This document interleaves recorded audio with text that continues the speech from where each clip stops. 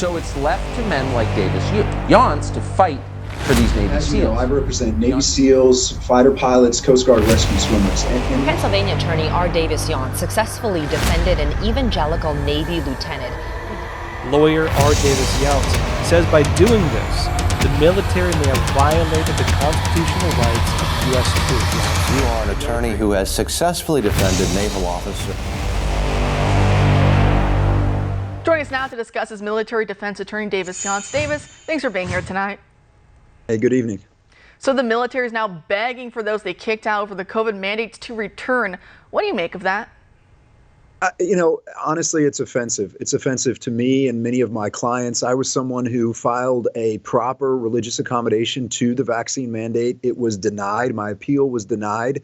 And even though I had served for over 19 and a half years, I was facing getting kicked out of the military and losing my retirement, when at the same time it was demonstrated and proven that all the military services had violated the religious rights of service members. So it's horribly offensive to many like me who fought this battle, because it is not in question. There is no doubt that the military just ignored the Religious Freedom Restoration Act and the constitutional rights of these service members. So not only does it feel like a slap in the face, these were form letters that were sent out. They don't include the person who it's addressed to's name or information. It is literally a form letter. And I have one individual I spoke to who's Air Force, who they used the wrong template, meaning there was Army language in the letter that went out to the Air Force members. So not only was COVID handled poorly, not only was federal law violated, but religious freedom was trampled. And now you're asking these individuals to come back because you created a retention and recruiting crisis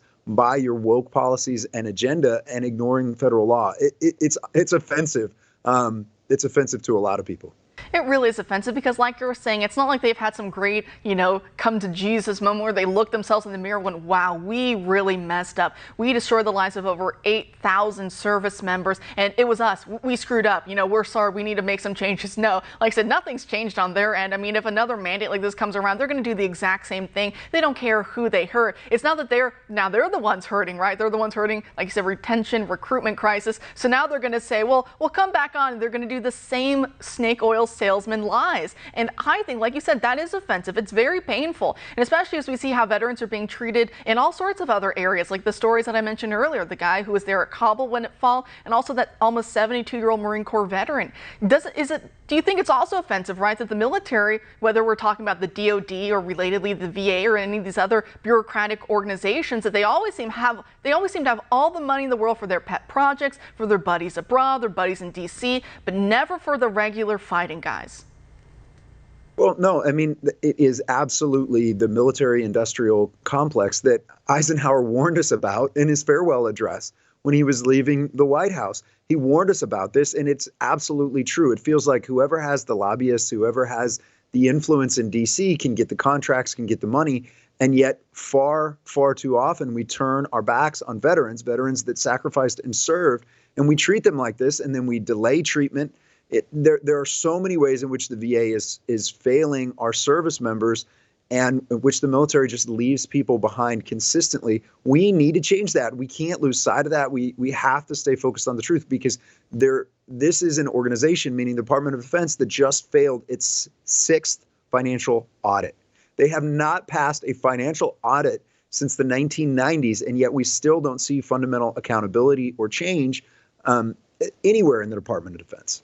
Nope, it's just the same thing over and over and over again. And as they're sending out these form letters and all the rest, please come back, pretty, please. And as we're talking about, nothing has changed structurally in how these bureaucracies are run, because that's what's killing the military. It's what's killing the grunts, the men and women who serve honorably. It's just this bureaucracy that's on their back. Well, now you hear the Pentagon, right? They want another $114 million. That would make it $270 million since, I think, the 2022 fiscal year. I mean, just more of the same, right? When I was reading that headline, I was thinking to myself of Mark Milley up before Congress talking about white rage and all the rest. I mean, they keep running to that same wall, right, of doing the same thing over and over and over again, no matter how much it's failed.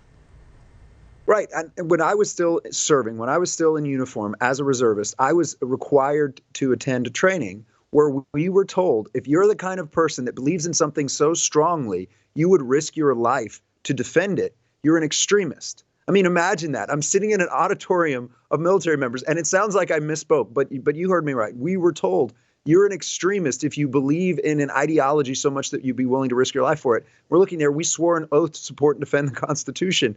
You know, even worse, there's training that I've seen from the Air Force, from other branches that says if you are a male with traditional religious beliefs, traditional ideas about marriage and men and women, that you are the highest risk category for committing sexual assault.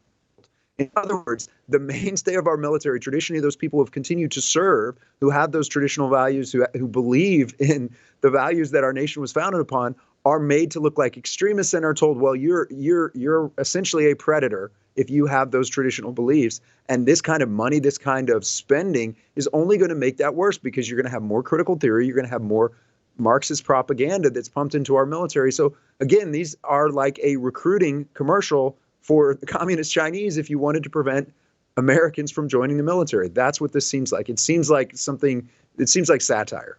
That it does. I mean, that's why also, speaking of the satire, you see the generals of today, right? Their chests are just covered and decorated in so many awards and medals, and yet they can't point to wars that they've won. And yet you go back, half a century, 60, 70 years back, a lot less medals, and yet those guys actually won wars. They got things done. They cared about their men. They had their men's back. Completely different story today. But Davis, thanks so much as always for spending time with us. Have a great holiday Thanksgiving weekend with you and your family. Thank you. You too.